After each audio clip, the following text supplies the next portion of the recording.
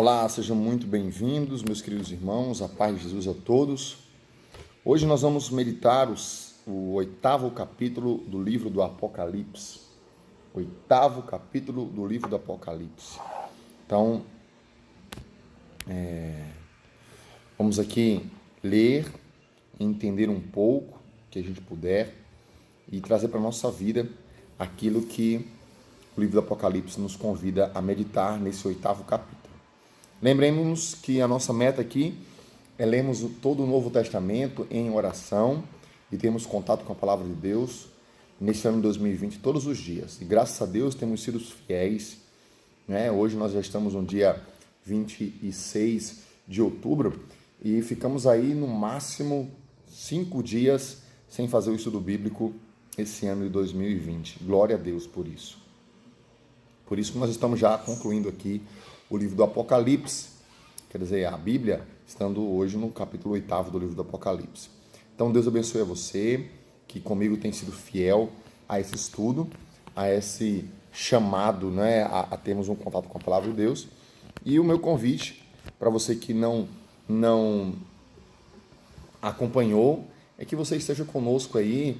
Todos os vídeos estão no meu IGTV aqui no Instagram, estão no Facebook também, e serão, se Deus quiser, colocados no meu canal do YouTube para que você tenha acesso a esse material tão rico. Afinal de contas, são palestras de 15 minutos, estudos bíblicos de 15 minutos, todos os dias. Temos mais de 200 aí, 250 estudos nesse ano já, graças a Deus. Graças a Deus. Hoje vamos para o 8º capítulo da carta do livro do Apocalipse, que foi escrito por São João, que tem cartas, né, menores, 3 cartas, e também tem um livro, o Evangelho, né? Vamos juntos, em nome do Pai, do Filho e do Espírito Santo. Amém. Senhor, derrama o Teu Espírito sobre nós para que possamos fazer a Tua vontade, entender a Tua palavra e nos converter acima de tudo. Gere em nós esperança, Espírito Santo. Venha sobre nós. Amém. Bem, fiz questão de orar pedindo ao Espírito Santo que gere em nós esperança, porque o livro do Apocalipse é um livro não de medo, mas de esperança. Ele quer trazer a nós esperança. Versículo 1 do capítulo 8º. Nós vimos no capítulo 7º o cordeiro que abre os 6 selos. Fica faltando apenas um selo, né? Um selo. E aí entra o capítulo 8º. Quando o cordeiro abriu o 7º selo, houve no céu um silêncio durante cerca de meia hora. Então, um silêncio na abertura do 7º selo. Qual é a importância desse silêncio?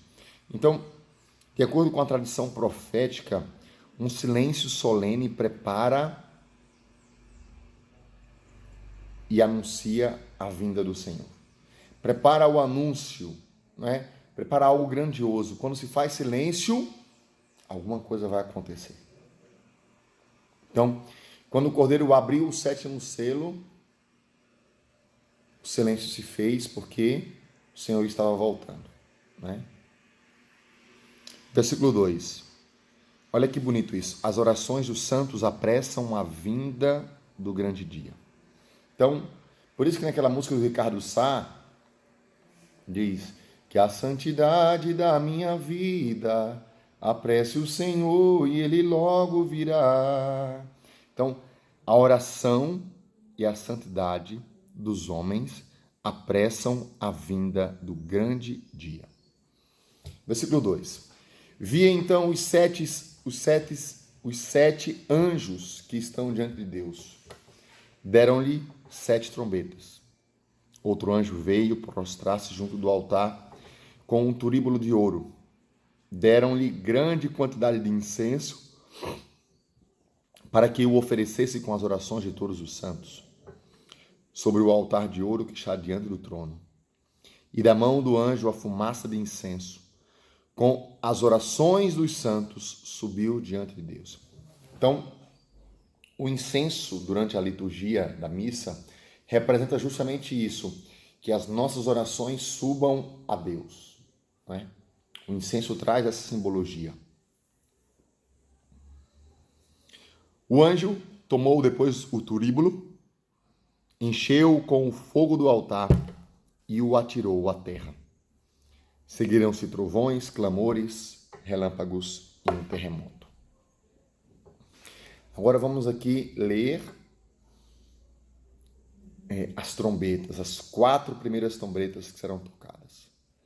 Os 7 anjos, munidos com as 7 trombetas, se prepararam então para tocar. Como que, recordando aqui aquelas pragas do Egito, né? Que está lá em Êxodo, capítulo 7, versículo 10, seguinte.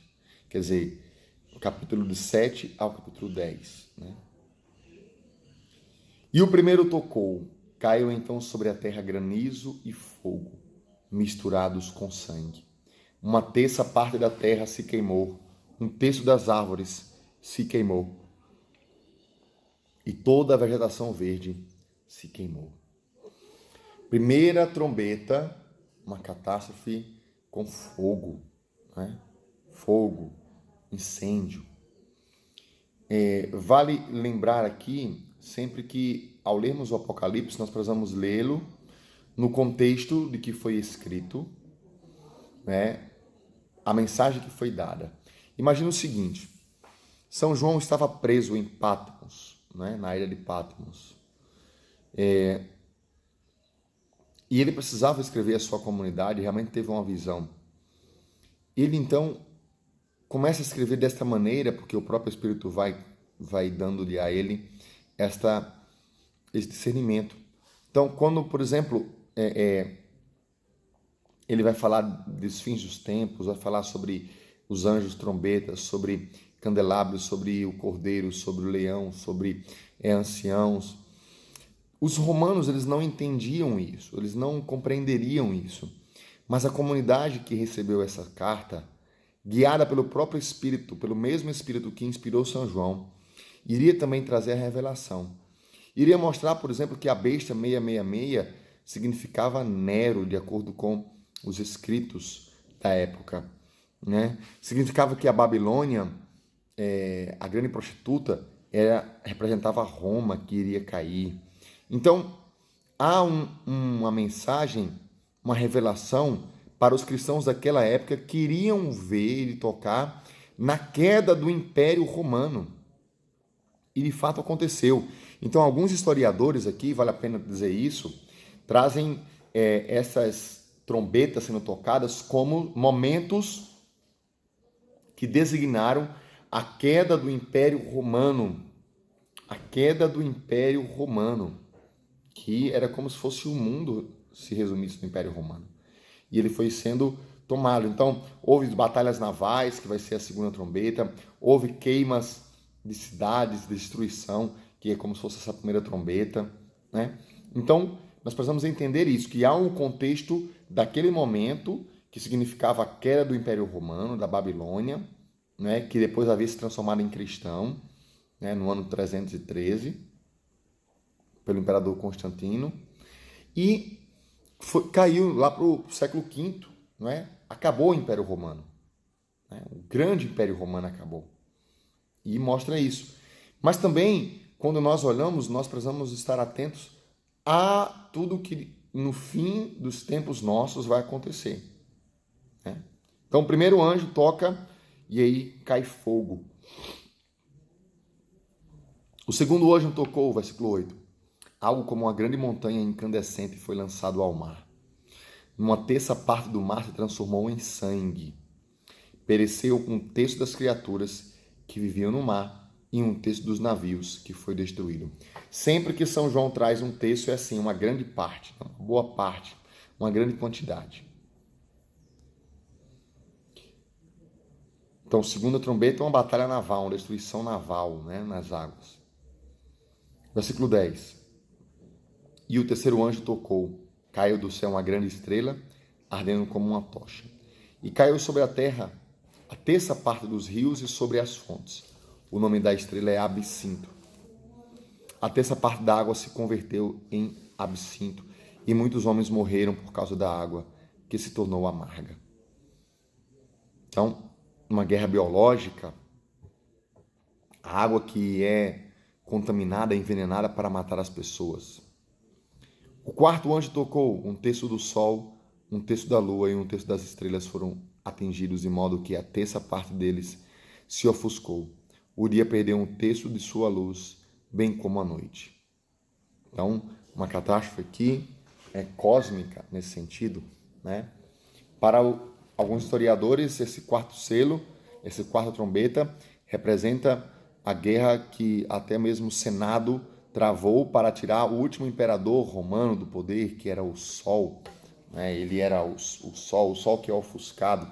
Então, representa no passado essa queda do imperador. Mas hoje, o que representa para nós essa quarta trombeta? Né? Uma catástrofe natural. Nós temos aí muitas pessoas que estão analisando a questão do campo magnético da Terra, a questão das explosões solares. Então, tem muita coisa por trás, né? Muitas suposições e que merece estudo mesmo da nossa parte. Então, versículo 13.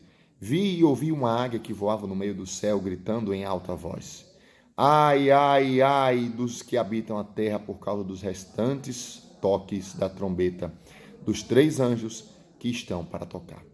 Então, uma águia que vai dizer, olha, ai da humanidade agora, porque as últimas 3 trombetas serão mais difíceis, né?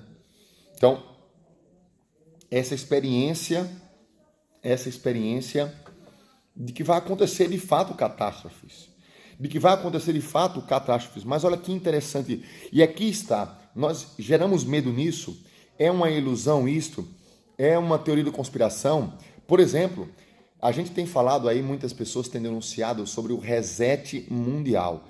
As pessoas, os grandes globalistas, os comunistas, as pessoas que querem dominar o mundo, né, eles querem fazer um reset mundial, ou seja, eles querem, como Hitler queria, matar as pessoas idosas, matar as pessoas doentes. O Covid matava quem? As pessoas com doenças e as pessoas mais idosas. Né? Então, foi focado isto.